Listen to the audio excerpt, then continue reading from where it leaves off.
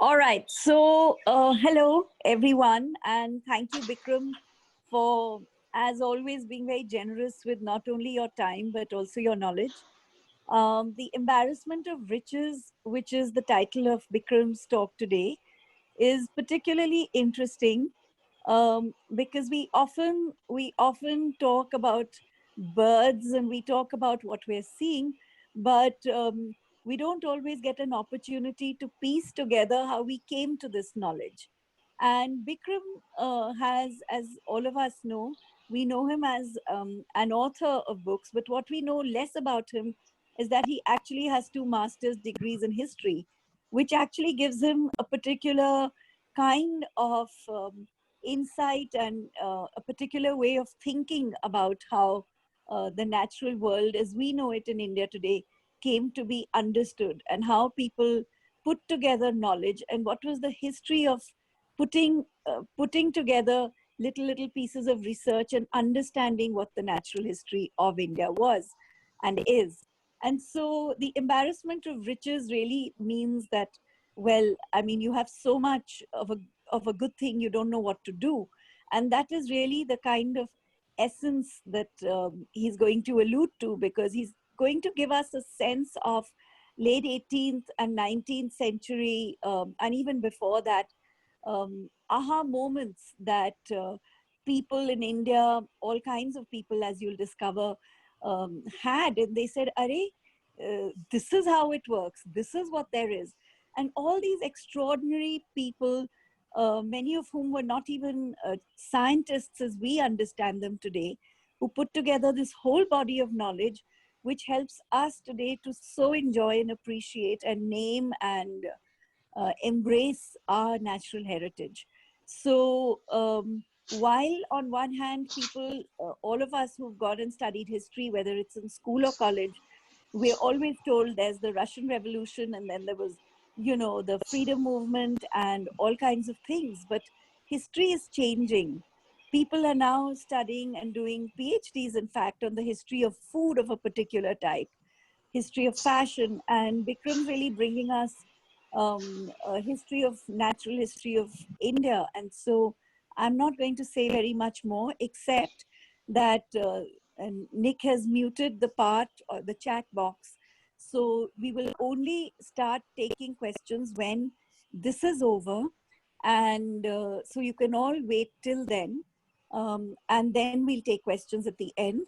And till then, I'm handing this over to Bikram, and I'm sure we're all going to really enjoy this. Thank you. Thank you, Bharti. Thank you so much for your kind words. I'm going to take you through rather briefly through how Indian natural history was mapped.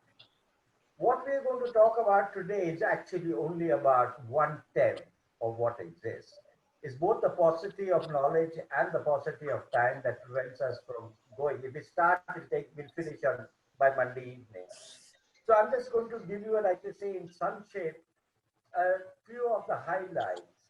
But before I want to do that, I want to make a small announcement that thanks to our new partner, Sanctuary Nature Foundation, uh, the Sanctuary Nature Foundation very kindly has said that all those who attend our talks with Delhibird will be entitled to a year's free subscription, digital subscription of either a children's magazine called Cub or the senior magazine called Sanctuary Asia.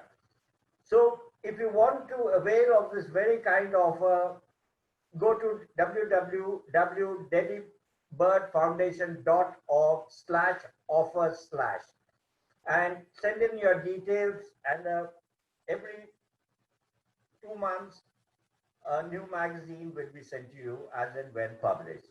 So let's avail of this very kind offer, and thank you, Bitu Saigal, for making this available to our viewers and our readers. Now let's start.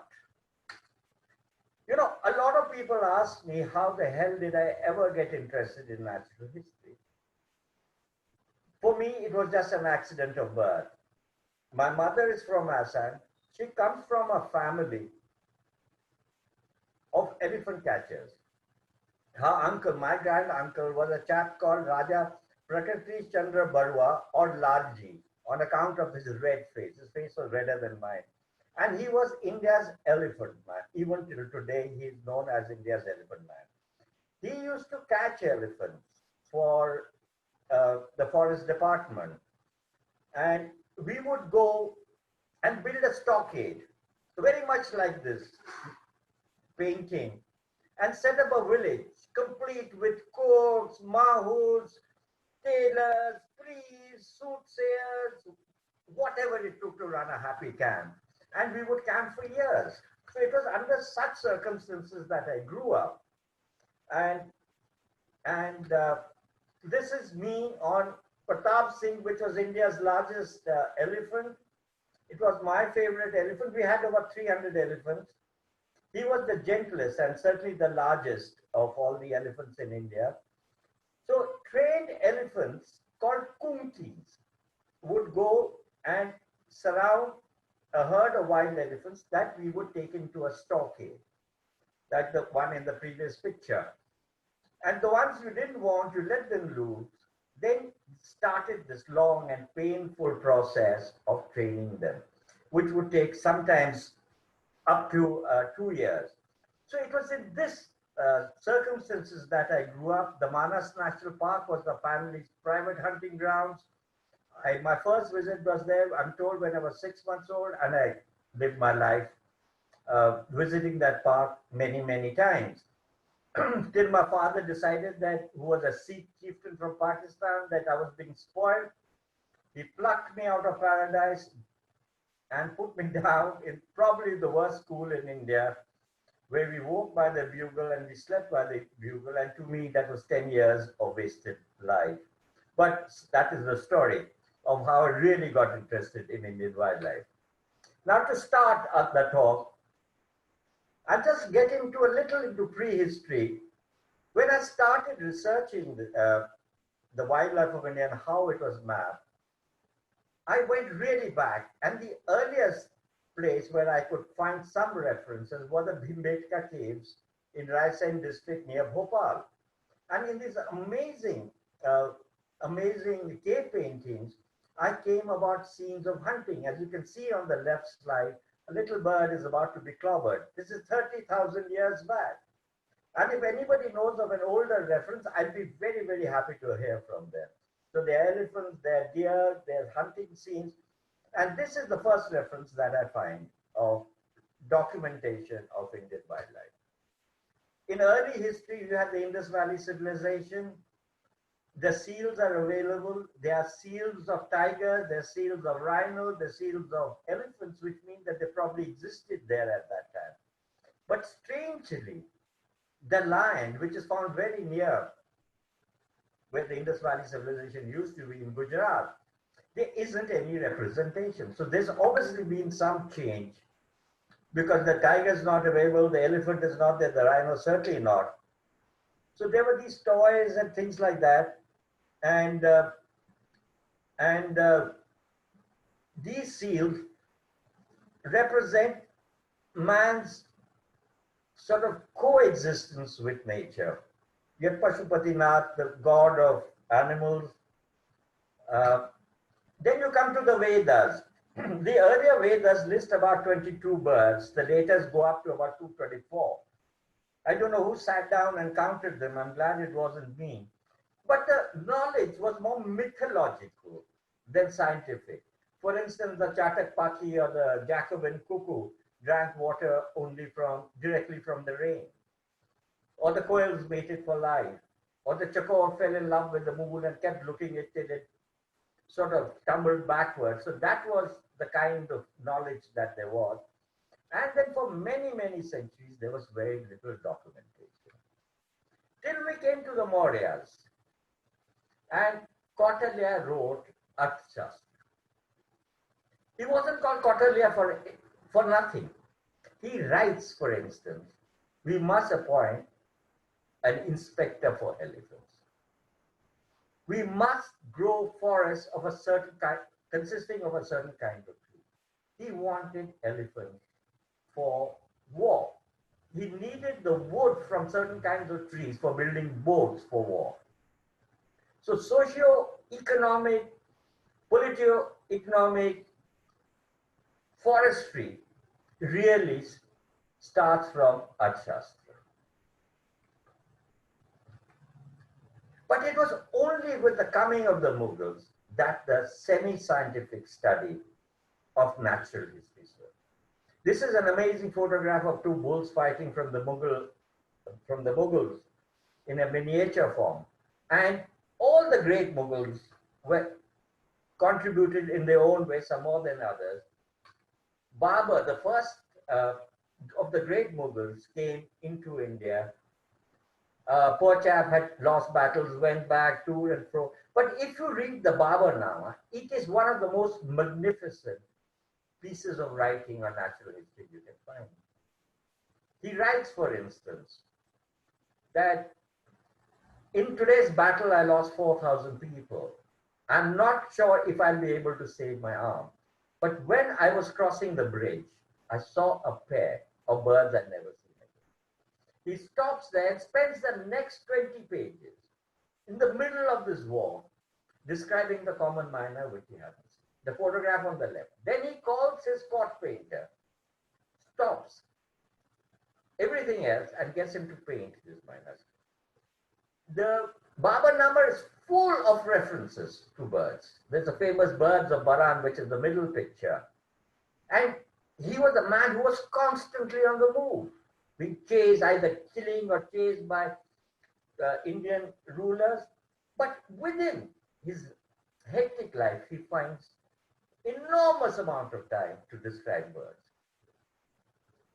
Humayun, poor chap, spent most of his time very short life, drinking opium, being chased by Shah Suri. He also refers to how a bird entered his tent and he stops and describes the bird. But it was with Akbar that the real major step. Akbar himself per se was not interested in wildlife other than in hunting, which he used cheetahs and other things to hunt. But being the richest, he had in his court the finest painters. Even Ustad Mansur started life as Akbar's court painter during the later stages of Akbar's rule.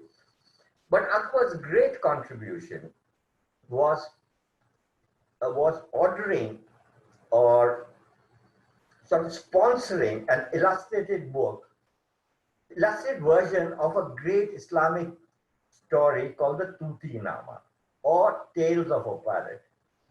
The Tuti-Nama is very much like the Arabian Nights. It's a story of a woman called Khajosta, whose husband is a trader. He travels for long time, and he leaves, when he travels, he leaves a myna and a tota to keep her company. So for a few days after he's left, she starts getting restless and wants to meet men. So the myna objects and she promptly kills him. So the tota gets very, very worried and starts telling her stories in the Arabian Nights tradition. And the stories are so interesting that she doesn't leave the house, and 60 days later, her husband comes back and all is well. So the middle picture, you see Khajosta with the tota, and he ordered the illustrated version of it. Also, in his court, because there were such fine painters, he allowed them free in. Now the painters painted two different kinds of paintings. One is in real life, like the tragopan, and one from the artist's memory, imagination, which we technically refer to as fantastical paintings. So in the Mughal court, you had real paintings from real birds, and then you had paintings from the birds, painter's imagination, which we call fantastical. But it was Jahangir who changed the rules of the game. If Jahangir was not the emperor of India, he would have wanted to be the director of the NHS or the director of the Delhi Zoo. But he was the emperor.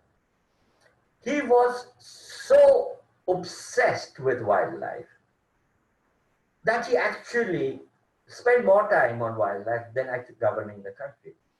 He had a whole team of painters, Abul Hassan among one, who painted this spotted forktail, or the one on the right of a hunter trying to catch a squirrel. And what happens is, among his team of writers, there was one genius called Ustad Mansur, whom he called Amil, Sayyid, Dargah, Nadir, Al-Asad, Mansur, Jahangir, Shahi, which literally means unique of the age. So whenever any new bird or animal was brought, Jahangir would spend hours and days describing that animal. The weight, the shape of the horn, the toes, the general look.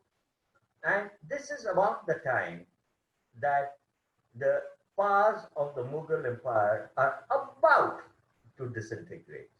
Other people are coming in, looking, sniffing at India, the Portuguese, Dutch, the British, many other people, the French, and all looking for concessions. So if you wanted a concession from the emperor and wanted to jump the queue, you had to give him a nazarana, which basically translates into a bribe. And the best bribe for Jahangir was an exotic animal. So people brought him zebras, which is not an Indian animal, which he instantly got no less than Mansur to paint. The painting on the right is of a turkey, which is not an Indian bird. So if you brought him an exotic animal, you would jump the queue. But we're going to spend some more time on Mansur. If you look at the painting on the left, which was done in 1610, is of a Siberian crane, which we don't see in India from the turn of the century. 2000 was the last time it came. It was painted by our friend Mansur in 1610, but was only described to science as late as 1773. 163 years after it was painted by Mansur, it was described to science. The next painting is even more interesting. It's a painting of a dodo. A dodo is not an Indian bird. So I started studying why dodo, was dodo painted. It seems the Portuguese brought two dodos and kept them in their warehouses in Surat, from where they traveled to the Mughal court. And Mansur painted it and Jahangir described it. This painting went away, disappeared. And nobody could find it. And then finally landed up in St. Petersburg Museum in Russia. And in 1951, Professor Stresemann, who was Salim Ali's guru, produced this painting at the Ornithological Conference in Helsinki. And an astounded world got to know that a dodo was actually painted in Jahangir's court. There were other paintings of dodo, but this one is supposed to be the closest. So you can see how dodo, extinct Mauritian bird, was first painted in the Mughal court. Therefore, the significance. And if you read Jahangir's memoirs, they are absolutely riveting on it. He actually weighed, measured specimens, described them, got them painted, and I mean, the rest is history. Mark has done a very good issue on Jahangir's paintings animals. There were other popular pastimes. Kabutarbazi, which still goes on in Lucknow and Allahabad, Benares, Delhi. Very popular, nothing scientific about it. There's even a book on Kabutarbazi, which I've got a tattered copy of. Cockfighting. Captain Mordaunt was a big crook who used to make a fool of Asifullah in cockfights. You had fights of bulbuls as well. You had quail fights. It was a big popular pastime, but there was nothing scientific about it. And then you had falconry. Falconry was again quite an amazing art. It's banned in India now. But it was a very, very popular pastime, particularly of the rich of the nobility. Here you have Mastani Begum hawking.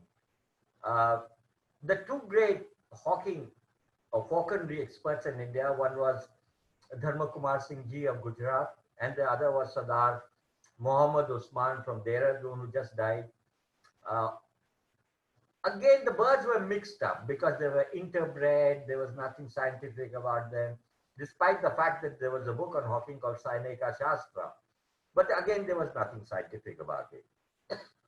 But it was a great art. The hawking is still allowed in Pakistan along the Indus, and what very, very popular pastime, but non-scientific. The real serious work in India, this first serious work on natural history, which was pre-colonial, was a book called Hortus Indicus Malabaricus, which literally transforms or means the Garden of Malabar. It was sponsored by Hendrik van Rheede, who was the Dutch governor of Cochin. It was published in 12 volumes of 200 pages with about 794 paintings. What Van Rheede did was he started mapping and collecting all the plants of the Malabar region. And he used local knowledge like Iti Achutan, who was a medicine man. And they produced this 1200 pages in 12 volumes, 6 volumes of copper plates, which were published in Latin. Like all good Indian things, we don't know where the copper plates are. The book is not available. But this was perhaps the most significant writing, and certainly the first. Hortus Indicus Malabaricus. There are some friends of mine who are trying to revive it. Some copper plates have been found. But we are really not interested in our heritage, natural or otherwise. And I do not think, though I hope I'm wrong, that we'll ever see a facsimile edition or a later edition of this masterpiece. There are few plates available. I've seen a few plates, but not the full 12 volumes. Very, very significant landmark. Now what happens is that the Mughal Empire is disintegrated. And like I said, new powers are coming in, the Dutch are coming in, the Portuguese are coming in, the French are coming in. And all the painters of the Mughal court have suddenly lost their patronage. They have no patrons because the Mughals have no money. So who are the new patrons? The new conquerors. Now what happens is, with the Dutch and British coming in and the French, the people who drew what we know as the Mughal Kalam started merging their new masters' desires, combining Western art forms with Mughal Kalam. And a new school of painting emerges, which is called the Company School after the East India Company. It is amazing. So Mughal Kalam, Mughal style of painting, Indian school of painting merges with the Western concepts of art, and new things emerge. New oils are used. New paper is used. Shadow is introduced for the first time. Perspective is used for the first time. And the Company School is much more realistic than the romanticized Mughal school. Now, they painted everything. I'm only talking about the natural history part. They painted people, customs, buildings, but they also painted natural history. Now, these paintings were copied over and over and used as we use postcards today. People would buy them, send them to the relatives back home, and this school continued till the discovery of photography, and which really killed this whole concept of the Company School of painting. I'm going to take you through some of them. So as you can see, they pasted, there is a skate, there is a body louse, there's bandit crate, there's painted grasshopper. And there were 4 or 5 big centers. Lucknow was a center because Claude Martin of La Martiniere School was a great patron of the company school of the Lucknow school. There was Patna. Patna was a rich town because the opium factory was there. There was Murshidabad. There was Travancore because the Maratha rule then emanated from Travancore down south. So there was a Travancore school and Delhi school. But the most important, I have another talk which I just exclusively about birds of in Indian art. We can do that later sometime. But the biggest school was Calcutta, what is known as the Barrackpore School. Barrackpore was where the port was. And there became the patrons of this. Now, if you look at this painting, there's a painting of a cheetah. There's a painting of a huluk gibbon. Now, huluk gibbons are only found in Arunachal. So somebody must have brought it from Arunachal and a local artist painted the huluk. They painted everything. Natural history, fruit. This is how we study history. Look at coffee beans. Look at pepper. You know, fruit. And there are thousands and thousands and thousands of company school paintings. But the biggest patron and possibly the most important woman in our talk was a lady called Lady Mary Impey. Lady Mary Impey was the wife of Sir Elijah Impey, who came to India as the first Chief Justice of India. They set up house in Middleton Row in Calcutta, and the house was a virtual menagerie. She brought from Patna. Patna had the best company school painters, natural history painters. She brought them over and started the process. Here's a photograph by Zoffany, the great French painter who came, the famous painter who came to India to earn a fortune. And here's Sir Elijah and Mary Impey with their children and servants. So what happens is Sir Elijah Impey gets implicated with Hastings in what is infamously called the Nand Kumar case, where they falsely implicate a king for killing a woman, a widow. And he and Hastings both have to leave India. So the 300 odd paintings that Lady Mary Impey had commissioned go back with them. And once they go back, they get dispersed, they get sold. Lord Impey is later, exonerated and becomes a member of parliament. But there are 2 very important paintings in this collection.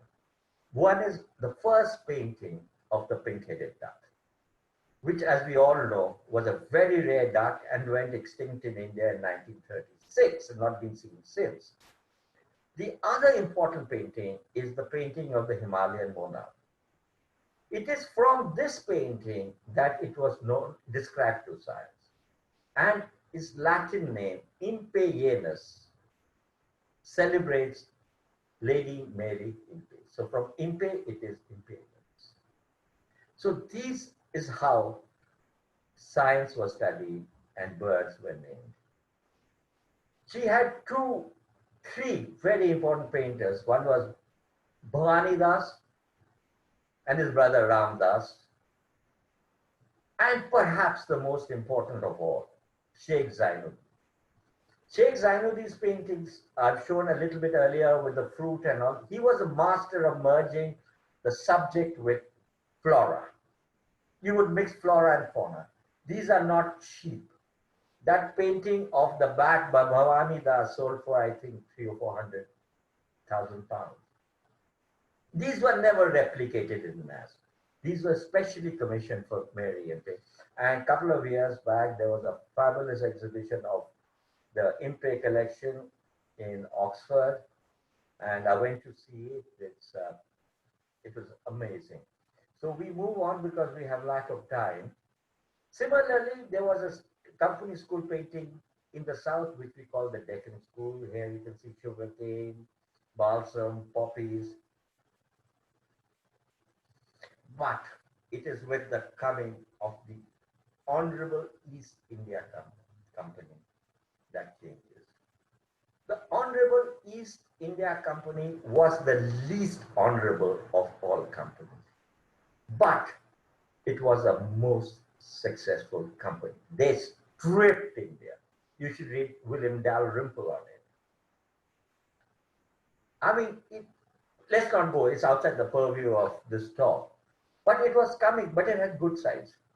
East India Company brought with him soldiers, they brought with him bureaucrats who documented in a scientific way or a semi-scientific way the natural history of India. Sir Thomas Roe was the first British ambassador to India. And below is the East India Company's headquarters on the other third street in London. But what happens is, I'm just jumping the queue a little bit. The first War of Independence in 1847 takes place. With the fall of Lucknow, the siege of Lucknow and the dying of Henry Lawrence, the British government dissolves, or rather takes over the affairs of the East India Company. And Disraeli, the then Prime Minister, declares Queen Victoria as the Empress of India. Malika-e-Hind. Here she is with her most favorite servant, Abdul Karim. There's a lot of things about her which we'll keep. Here in the middle, you can see the opium factory. They converted a whole nation of China to opium addicts for a market of the opium grown in Bihar.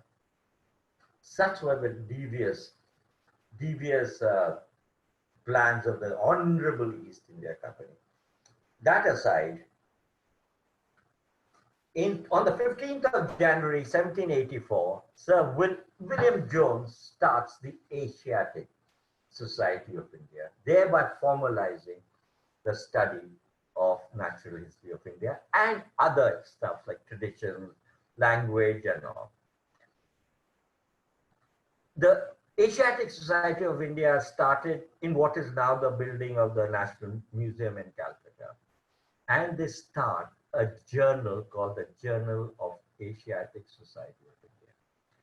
This journal, till today, is the repository of amazing writing of our early naturalists. There was also a Calcutta Journal of Natural History, edited by John McClellan, after whom the mountain bulbul is named, but that had a short reply. The Asiatic Society of Bengal's journal continued till the BNHS journal started, and that later became the repository of knowledge on wildlife science. So the Asiatic Society's role in the mapping and the study of our natural life cannot be duplicated, for a lack of a better word. The East India Company produced officers like James Fogg, who was a civil servant, worked mostly in the Narbada area.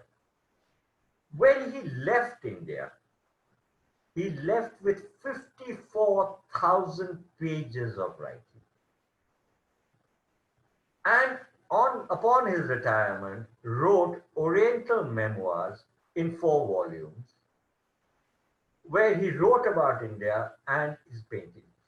Now, it was not necessarily on natural history, though it did have a component.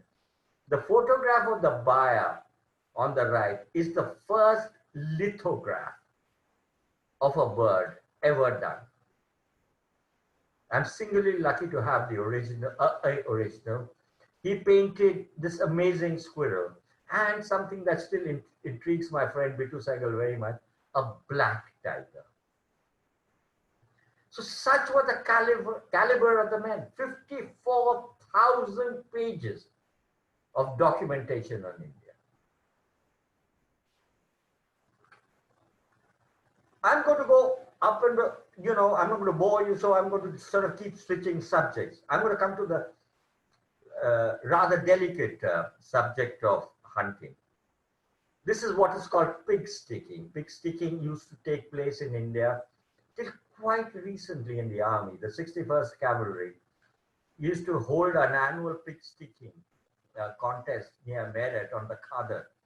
And the cup itself, Khadar means the banks of a river, sandbanks of a river. It was called the Khadar Cup. Now, mercifully, well after hunting was stopped, the army continued with it, and it is now stopped.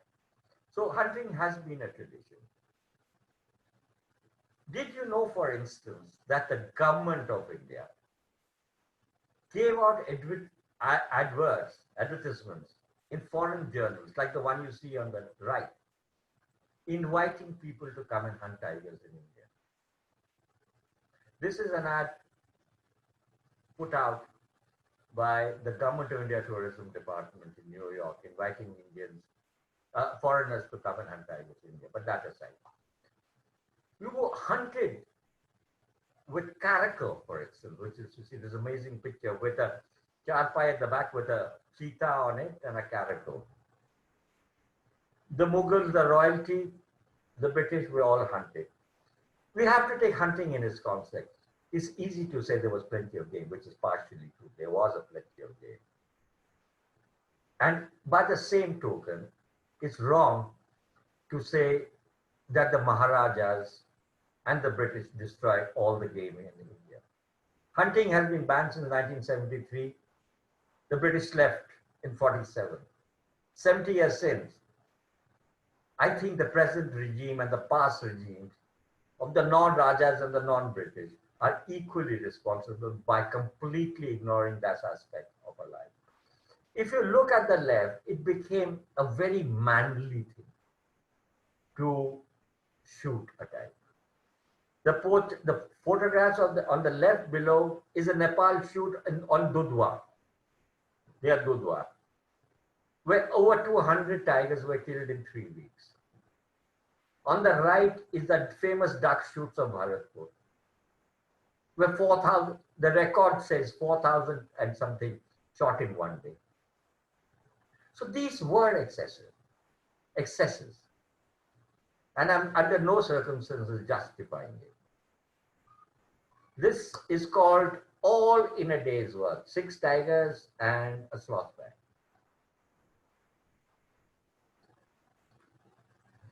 But I'll come back to hunting again. But this was the scale. And we'll come back to conservation slightly later in the talk. Let's talk mammals. This is an amazing, amazing photograph of a caracal. The first person who started documenting, one of the first people who started documenting mammals of India was called Brian H Hodgson. He was a civil servant. And because the British never ever conquered Nepal, they only used to have residents. So they sent Hodgson to Kathmandu. In his 12 years there, he wasn't allowed to leave the valley of Kathmandu. But in those 12 years, he set up a sort of chain of collectors for him. It's amazing that he discovered over 108 different, I might have got the figures wrong, mammals. He worked on how many months was the rhinoceros pregnant. See his paintings of the liver, of the stomach. He discovered the shapu or the shatush sheep just being confined to the valley of. I once read his autobiography where the word animal, bird does not appear. He was an expert on Newari language. He was an expert in Sanskrit. He was an expert on Nepalese tradition. And yet for us naturalists, he's one of the most important people. I mean, his other achievements were so big that the autobiographer didn't even mention his contribution to natural history. And yet he remains one of the most significant characters in our lives. Robert Armitage Stendhal, he's an indigo planter. He starts as a civil one. He works in a small Bihar town of Tirhut. Nobody even knows where Tirhut is. So there's a railway line called the Awadh Tirhut Railway from Lucknow to Tirhut. He starts writing on mammals. He does the first book, The History of Indian Mammalia. He writes a book called Seoni, Camp Life in the Satpura Ranges, from where Kipling is inspired from this book to write the Jungle Book. How many of you have ever heard of Sterndale, the first serious writer on Indian mammals? Richard Lydekker writes The Great and Small Game of India, Bhutan, Burma and Tibet. He's a geologist.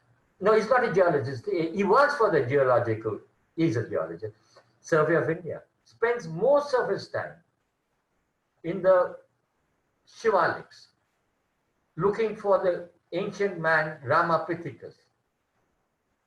He's a geologist. He's not a biologist. He's not a zoologist, yet produces The Great and Small Game of India. Look at the illustrations. He's not a biologist, he's not a zoologist. Such was the caliber and vision of the men who studied India. We have lost that art. We will concentrate now on the length of a particular bird and write a PhD on it, and not know what the next bird is. We know more and more about lesser number of things. That is our tragedy. And that is what we should attempt to avoid. Major General Hardwick, Thomas Hardwick, is a hardened soldier. He fights for the East India Company.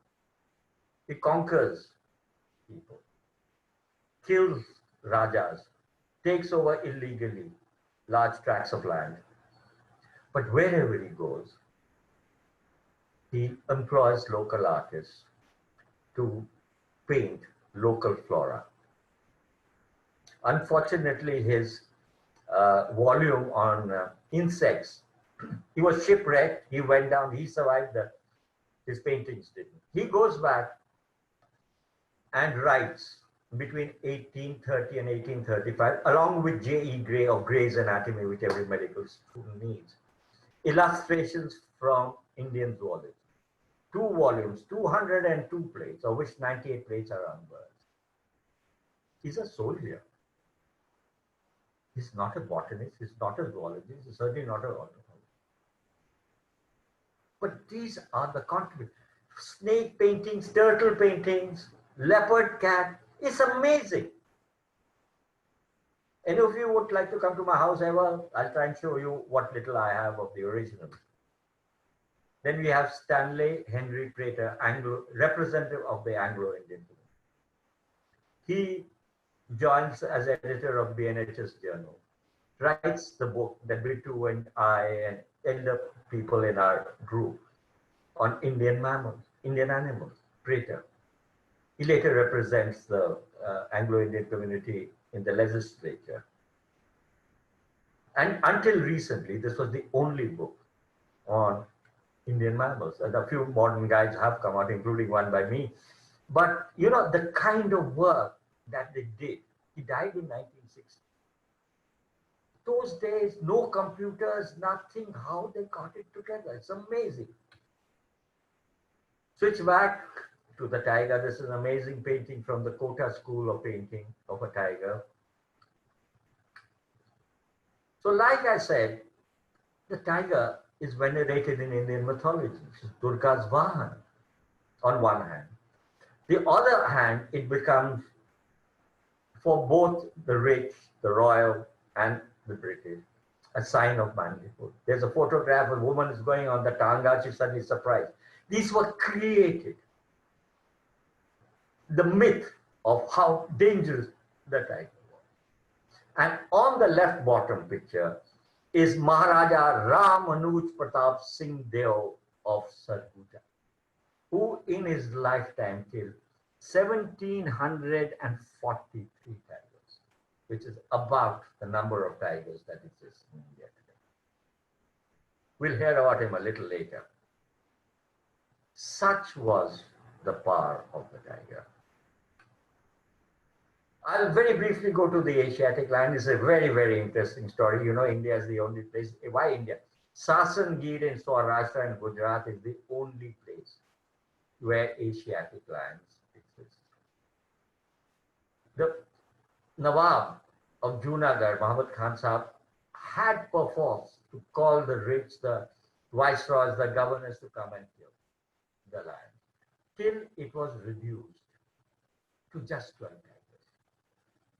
Lord Curzon, who was not a good man, was invited, but a Bombay newspaper got hold of the fact that the viceroy and viceroy had come down to shoot one of the last remaining. Bombay newspaper publishes, he reads, and then decides that he cannot kill these 12. So, in a strange twist of fate, he helped Muhammad Khan Sahib of Junagadh to start a revival. This morning's figure is 634 tigers from the 12, which is still about 200 tigers, too much, now rather than too little, given the plague, but that's another story. But the real story I like about the Nawab of Junagadh, his prime minister was Bhutto. Zulfikar Ali Khan's father was the prime minister, and convinced him to leave India for Pakistan. So our friend charters the plane and takes all his dogs and leaves all his wives behind, which makes him, in my opinion, a very good man. The cheetah, all of you know that is extinct and And how did it become extinct? What is the story of cheetah? The cheetah, again, a lovely painting by the botanist Maria North from Alvar. You can see hunting cheetahs. These cheetahs were trained to hunt for the Mughals. There's a photograph of the left of the Mughals hunting the cheetah. And slowly it dwindled till the last 3 cheetahs were killed in 1947 in a small state called Korea in Madhya Pradesh by the same man, Ram Anuj Pratap Singh, who killed the largest number of tigers. Then he has the gumption to write, his secretary to write to the BNHS journal and says, "Dear sir, I'm pleased to announce that I have killed the last 3 cheetahs in India." There has been some talk of getting cheetahs back into India, but nothing came out of it. Nothing is likely to come out of it. That's again another story which we will dwell on some other time. The elephant, the poor elephant. Elephants were used for 4 things, like in this fabulous company school painting. For hunting tigers, you mounted the elephant on something called the howdah, and you shot from there, rather cowardly. It was used for war. It was used for timber logging. That was used for ceremony. Now, other than a little bit of ceremonial purpose, the Republic Day parade and some sadhus and all, the elephant is no longer needed by man. The jungles are disappearing in a much faster rate than the elephant can get his pregnancy circle organized. So the real man-animal conflict is not tiger or not leopard, it's actually elephant. And witness Karnataka, witness North Bengal, witness Uttarakhand. And we just don't care. We just don't care. We will chop, we will cut for money, for filthy lucre. Reptiles and amphibians, I'm going to rush a little bit because I have strict instructions from Nikhil to finish in certain time. Patrick Russell. Patrick Russell was a civil servant who served in Sudan, where he wrote a book on the venomous snakes of Sudan. He has a brother who lives in Vizag, which is a civil servant, which is a part of the Madras presidency. He comes to Vizag post-retirement and becomes the greatest expert on venomous snakes. The deadly Russell's viper is named. This is post-retirement. He writes a book on venomous snake. He also writes a book on fish of the Indian Ocean. Post-retirement, he comes to a new country, studies his fauna, studies his fish, and documents. Such was the caliber of the people. Sir Joseph Fayrer, physician, doctor, writes venomous snakes. All right, we can say that he's a doctor involved in snake bites, has written a book. Venomous snakes are in it. But he also writes a book on the tiger. And he's the man who gives the epithet Royal Bengal Tiger. Rather gruesome photograph of a tiger dragging a woman into the Sundarbans is quite an amazing book. So physician is now an expert on tiger and on snakes. A man who has gone unsung. Colonel R.H. Bedome, he's a military officer who later becomes chief conservator of forests from being a military man of Madras presidency. He writes a book on snakes. He writes 2 books on ferns. He writes a book on shells and sponges. And 99% of you listening to this talk have not heard of it. Maybe you've heard of Bedome's cats. At least I discovered him, I hadn't heard of it. 1,000 species from diverse disciplines named and discovered by him. Who's heard of it? This is how we treat our heroes. Fair enough. Gunther Albert writes on the reptiles of British India. Never visits India. He's a classic example of a museum scholar. He writes reptiles of India sitting in a museum.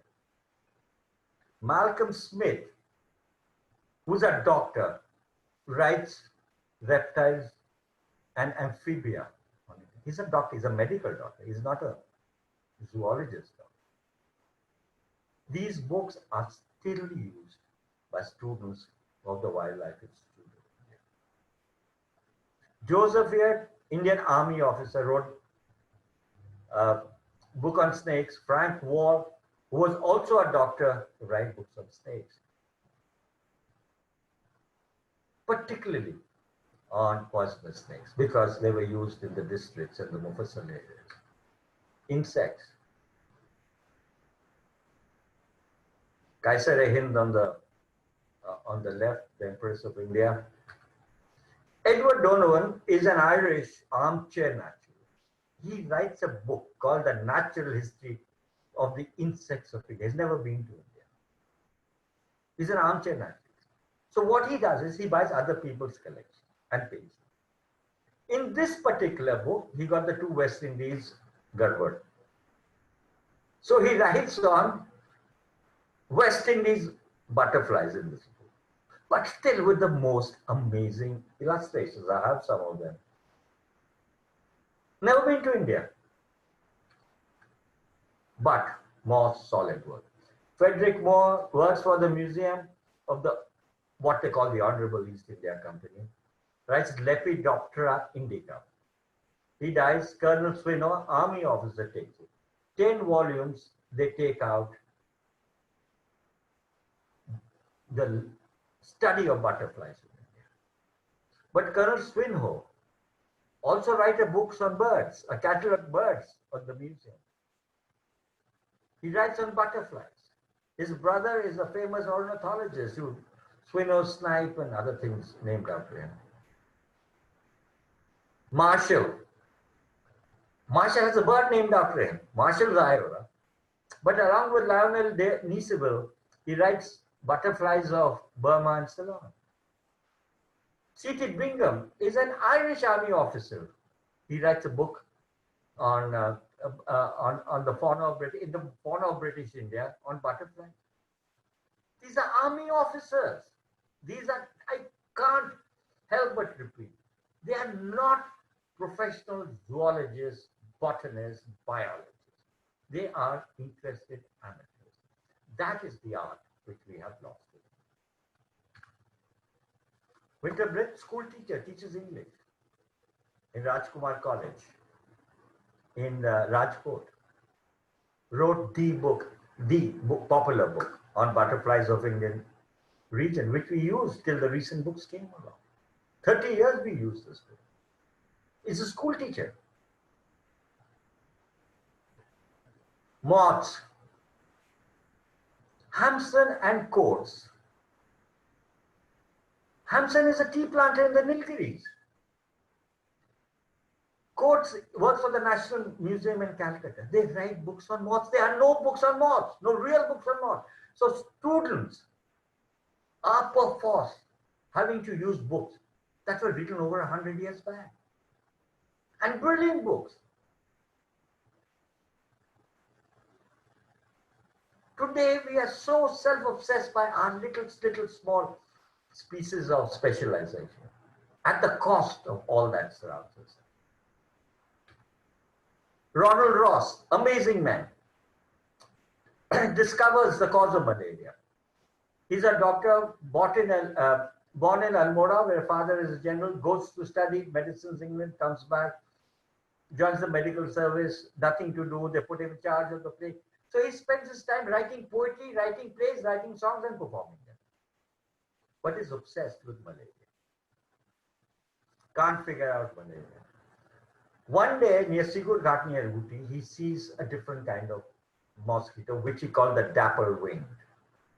Puts a few in a jar, comes back, finds a hapless Hussain Khan Sahib, pays him 50 paisa to be bit by these mosquitoes. Hussain Khan develops malaria. So he goes back and writes a play about it. Then he dissects this malaria, inside which he finds blood. How those days, without any instrumentation or little instrumentation, he finds them in the intestine of the mosquito. Later on, he becomes the first person out of Europe to win the Nobel Prize, starts the Ross Foundation. But such was his caliber. He wrote songs, plays, and discovers monopolies. Fish, very little work was done on fish.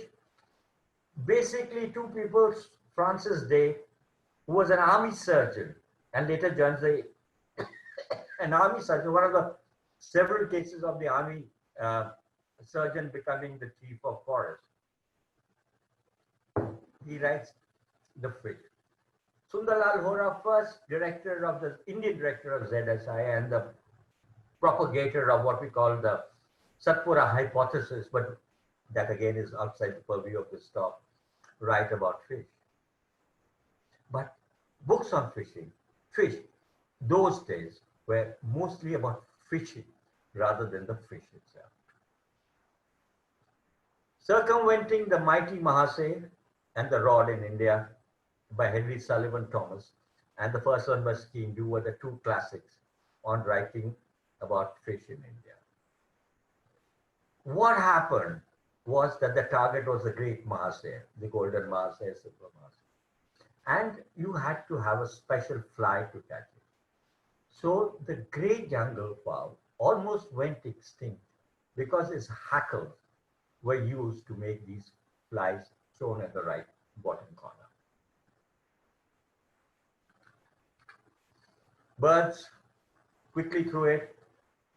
The first report ever written on India was called 21 Birds from Fort St. George, written in 1713 by Lieutenant Surgeon Edward Buckley. He was in Fort St. George as a surgeon, army surgeon. He puts together this article and sends it to John Wright, who translates it in Latin and publishes it. But it is from these paintings, I have been through hell to get these paintings for you. Two birds are named. One is the white-browed wagtail, which is called Madeira patensis, which means from Madras. and the Asian paradise flycatcher are brought to science from the paintings of Edward. When 1730. Dr. John Fleming writes a book on herbal plants and puts together paintings of birds from Calcutta. First, semi-scientific or three-quarter scientific. This collection goes to the Tagore family, who later donates it to Victoria Memorial, where it still is there in pretty bad shape. But this is where the first of the semi-scientific, the paintings are quite lifelike. I've seen the originals. John Gould, world's greatest painter, 3,999 birds he paints, including some mammals, very few mammals of Australia. Does birds of Asia in several volumes, 50% are Indian. World's greatest person. Paints the mountain quail, the first painting of the mountain quail, or now what is called the Himalayan quail. There's a letter envelope which I have written to him. Never visits India. Paints from skins sent to him by traders, by his contacts. His wife, Elizabeth Gould, dies very early, 2930, having given birth to 6 children. She's aided by the nonsensical poor Edward Lear, who himself wrote a big book on parrots. And they write a century of birds from the Himalayan mountains in 1831, 98 plates, elephant-sized folio. First, real, lifelike paintings. And then Gould takes it on and takes it to another art. When I talk to you about birds, I'll explain how the process was, what the process was. Samuel Tickon, born in Cuttack, married in Cuttack.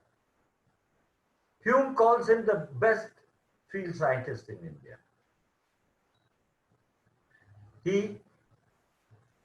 When he retired from India, he went fishing.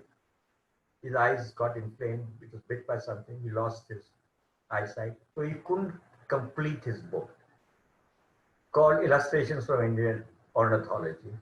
He was also a great mammologist. These books are now available in the Zoological Society, London, but unfortunately never. I went to Cuttack looking for him.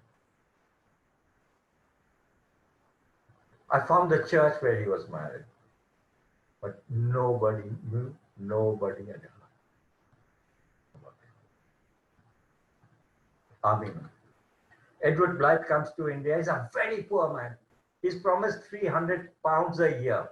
He works in India for 20 years. He doesn't get a single increase in salary. So 20 years later, he's still earning 300 pounds a year. So he runs out of money. So he starts trading with zoos, with circuses. His friend is Charles Darwin and Hume and Gould. They refuse to be his partners. He goes partially mad and dies a pauper. Hume called him the father of Indian ornithology till he himself received that title. Thomas Caverhill Jordan spent most of his life in South India, wrote the first book, The Birds of India, in 2 volumes, which then became the repository of all the information that was. He also wrote a book on mammals. And he wrote a book on fish, which have not been able. Jordan's Courser is named after him. Jordan's Bazaar, millions of them. And on the left is a very nice photograph that I found of the first bird club meeting. You have Cleghorn, you have Jordan, and you have Bourne. I don't know who the other gentlemen. They're discussing birds. Poor Jordan, surgeon, dies a pauper because he's so obsessed with birds that he neglects his, finances, and becomes a pauper. But the first 2 volume books were written by T.C. Journey. Hume, the Pope of Indian ornithology, fights with everybody. His bosses hate him. Everybody hates him. He's called the Pope of Indian ornithology. Finally, they get rid of him. He goes to Simla, buys a house called Rothney Castle, and then decides to write his great book called Birds of the British Empire. He comes down to Ambala, which is called Umbala by the British, for winter, it is snowing there, and goes back and finds that his chowkidar has burnt all his notes to keep warm. So he decides he's never going to see a bird, writes to the Natural History Museum. They said, Boulder Sharp back, 70,000 skins, 75,000. He has written several books, including started the first newsletter for bird watchers. The map above, which somebody has painstakingly made, mentions that who his correspondents were, who his reporters were. They used to write into him, and he would publish them in 11 volumes. It came out.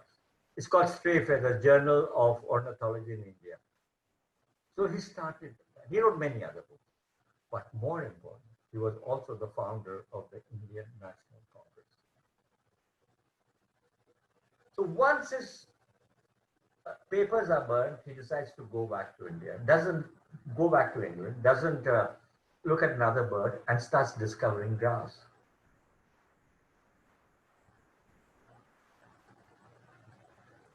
Blandford was in the Indian Meteorological Society predicting monsoons, but he becomes the editor of a very fine piece of work called the Fauna of British India.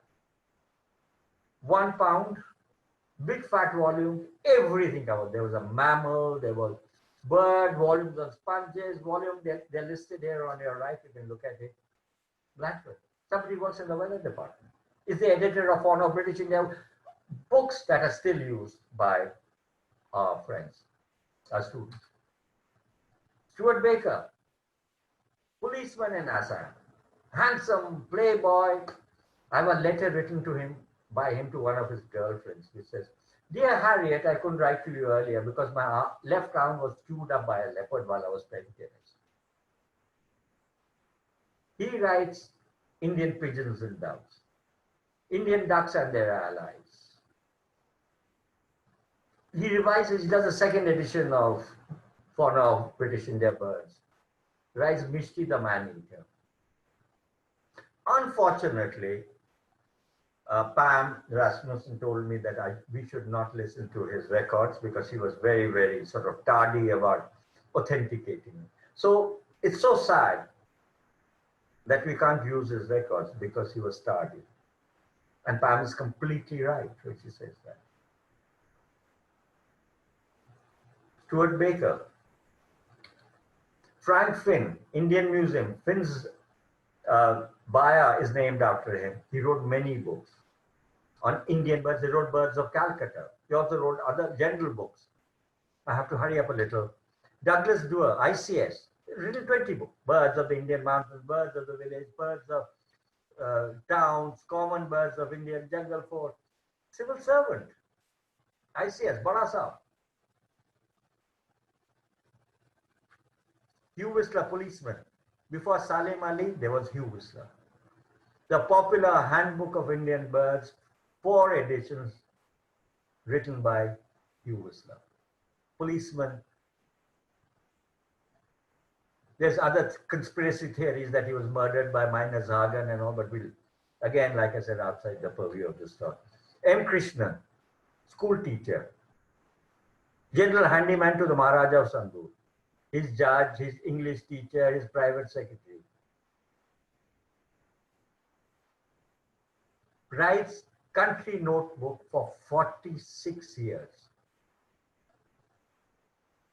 for the Statesman, covering birds.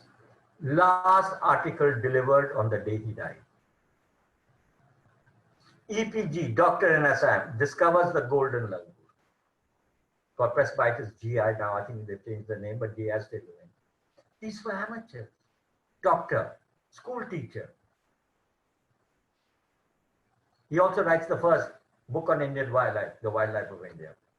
Salim Ali, there's very little to tell you about. India's greatest birdman, never to be replicated. I have all his 14 editions of his Book of Indian Birds, but till recently no bird was named after. You had a Salim Ali fruit bat. You had a Salim Ali swift, which is not found in India. It is only 2 years back they found something. They split a bird and named one of it Salim Ali strike. This is how we treat our greats. Little bit last section, I'm winding down. Flora and Forest, Robert Kidd, army officer, is told to start the botanical garden in Calcutta, in the Kirapur. This is a photograph on the right.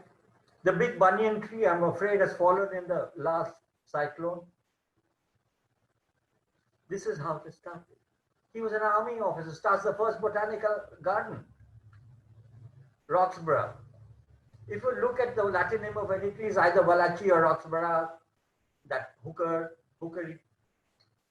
These are the guys who are brought in to study trees, plant gardens. Walach. Not only is a gardener, he has the chief resident named after him, Cassius Walachai.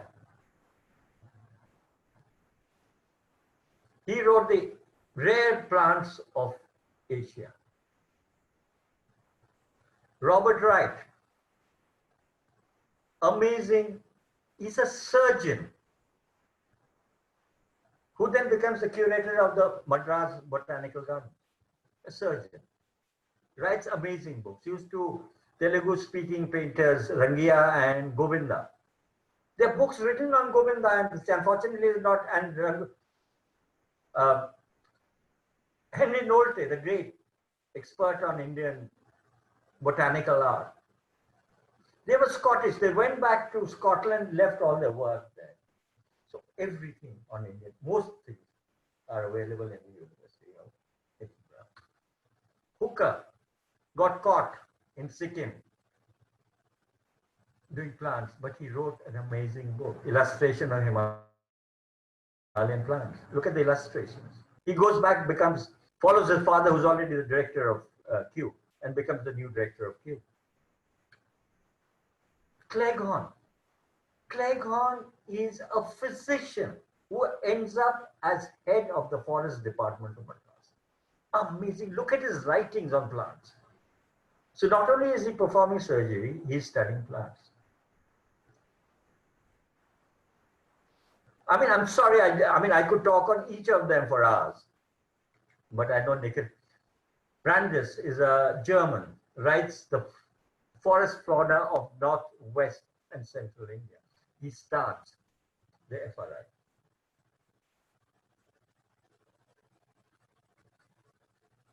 Ethelbert Blatter and Millard. Millard was the chairman of the Booth Company Phipsons, to whom Salim Ali went when he shot the yellow-throated sparrow, which is now called chestnut-winged shouldered petronia.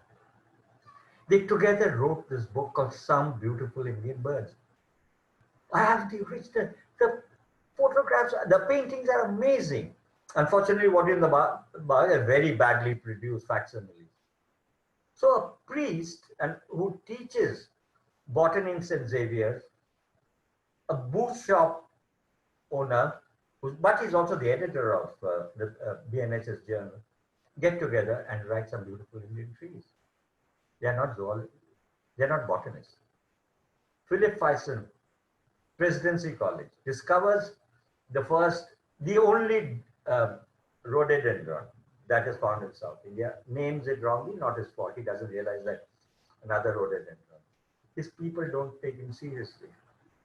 So he goes back to teaching, but he writes the flora of South Indian Hill Station and the flora of Palni and Nilgiri. Has anybody heard of Fyson? Now I'm coming to the end of my story in 5 minutes. These are stories about soothsayers who speak the truth, and storytellers like myself. Frank Kingdom Ward, the greatest of the plant collectors. He comes to India, works in the Mishmi Hills those days,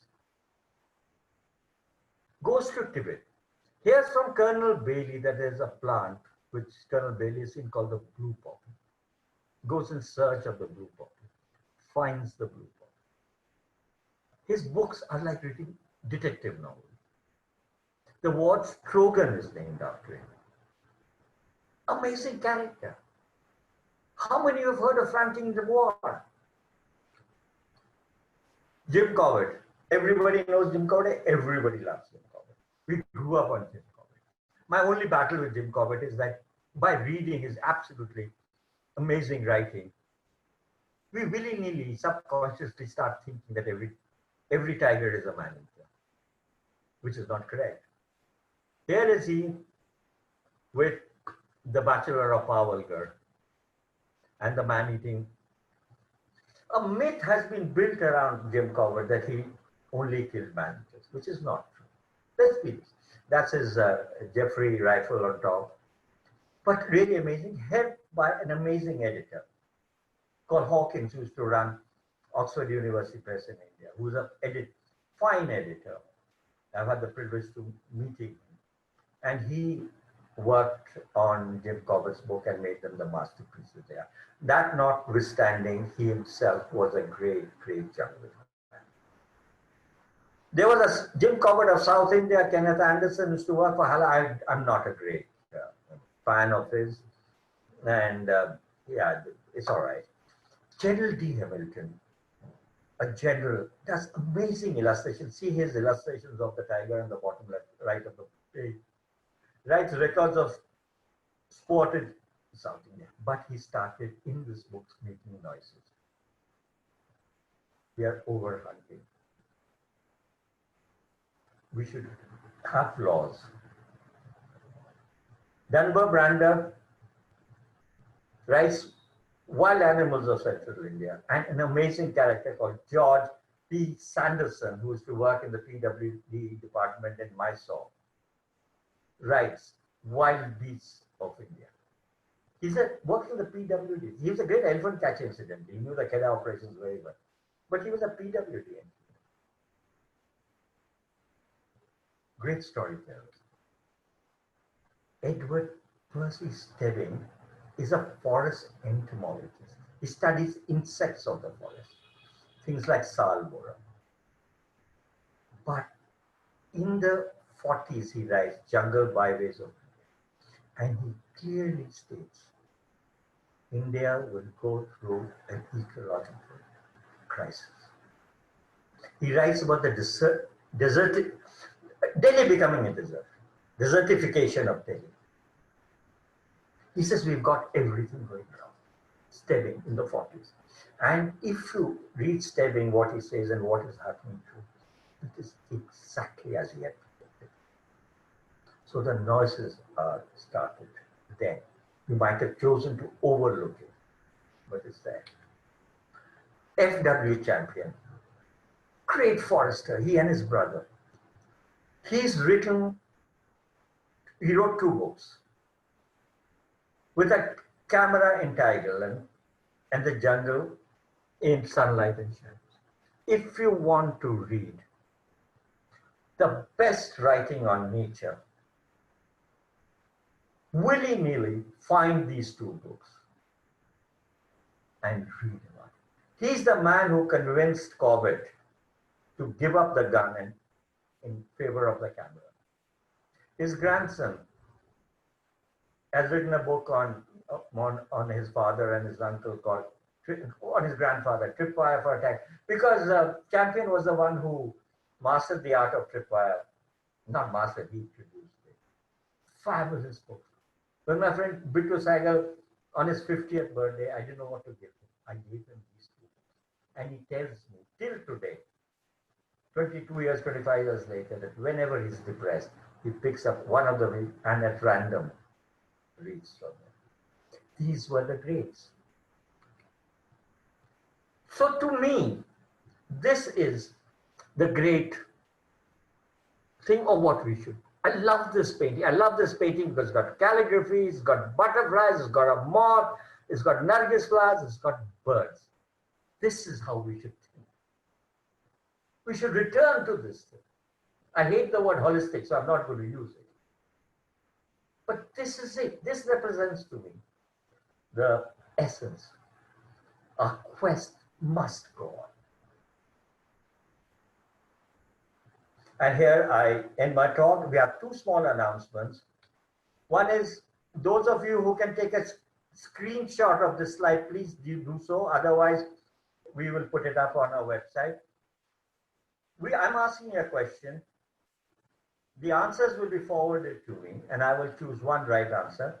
And you will win either a Zeiss, one of our sponsors, sponsoring a binocular harness or a Zeiss cleaning.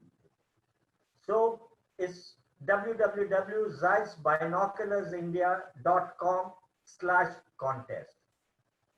Whoever, I will choose one of the winners.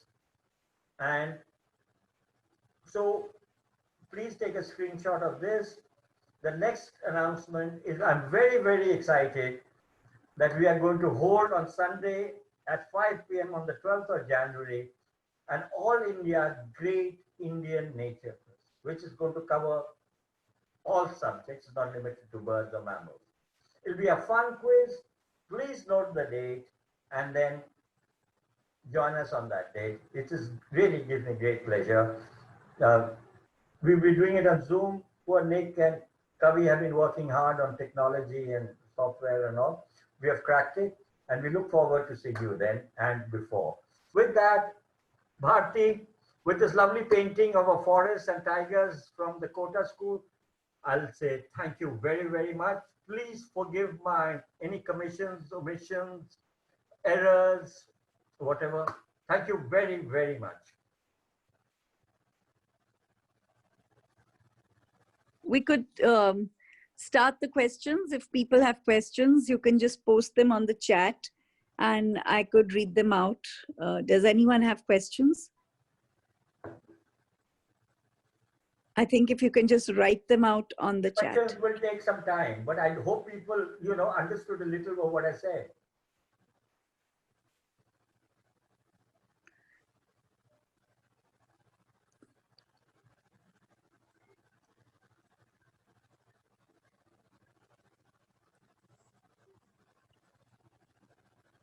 Okay.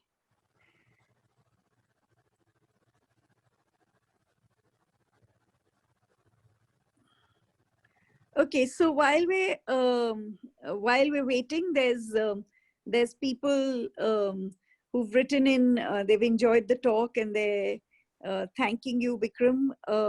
But one of the first questions from Kavinanda is, where can one access some of the writings of the Mughal school that you mentioned?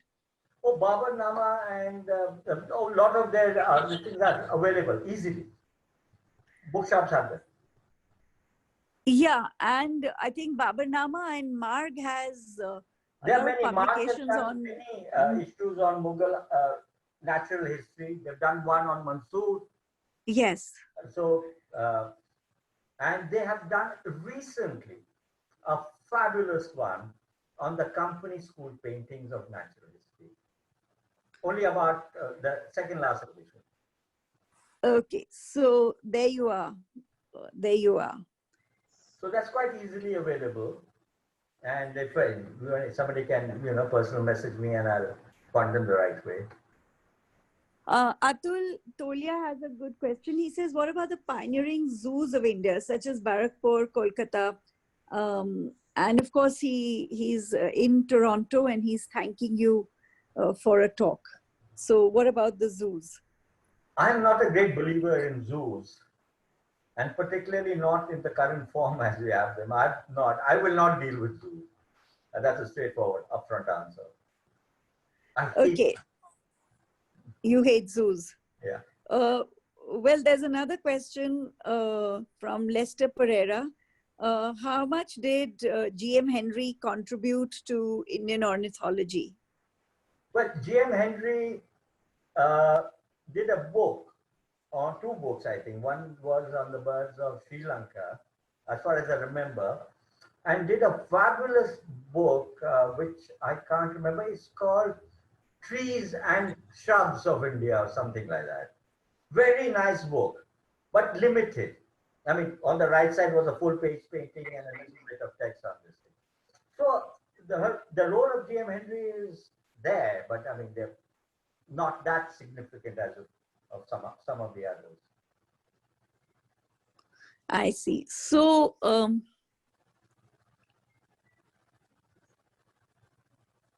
let's see. I think, are there any other questions?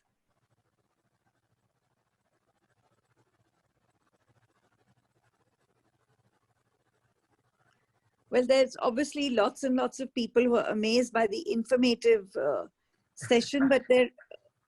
No, I'm people. still. It's yeah. I'll be quite happy to answer later questions later as well. So Yeah. on the post, this is like slightly difficult talk, because it's quite hard.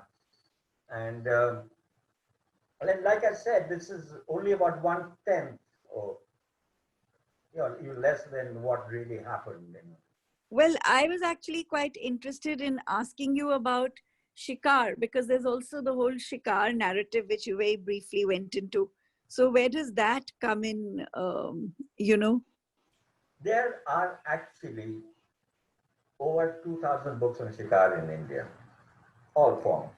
Highland Shikar, tiger, mostly tiger shooting.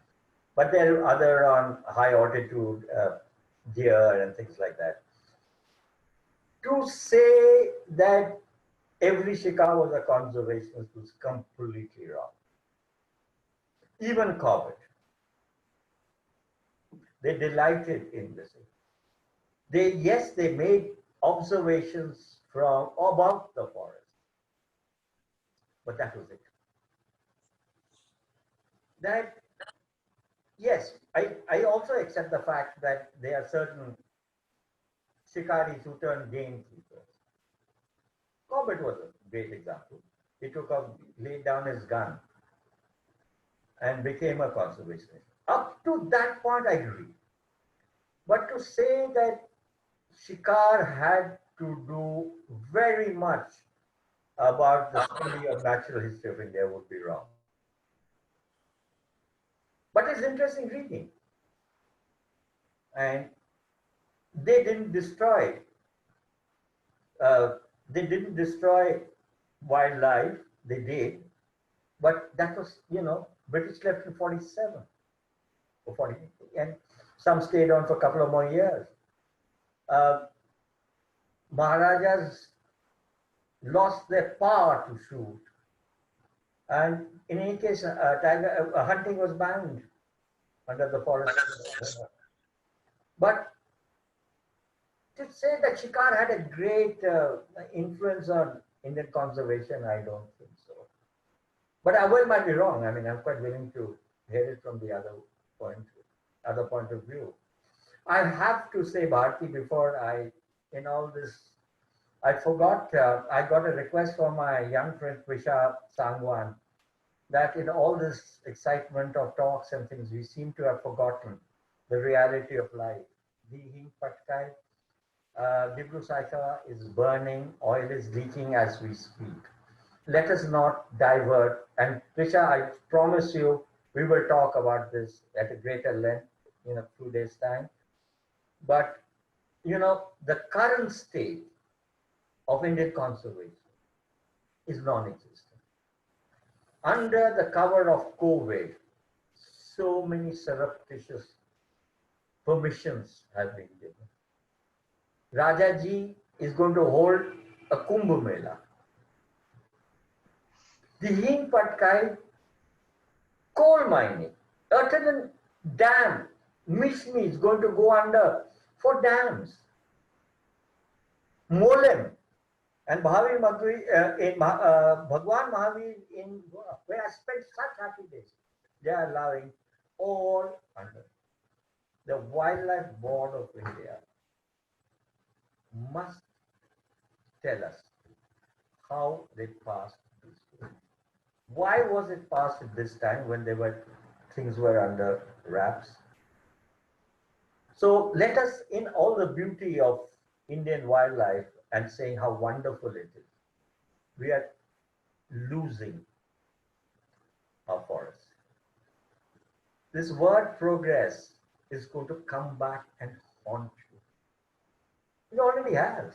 COVID is a cause of the 100 corvettes waiting in the ice. Let it melt. Let the glaciers melt. Let the ice caps melt. See how many more corvettes come on.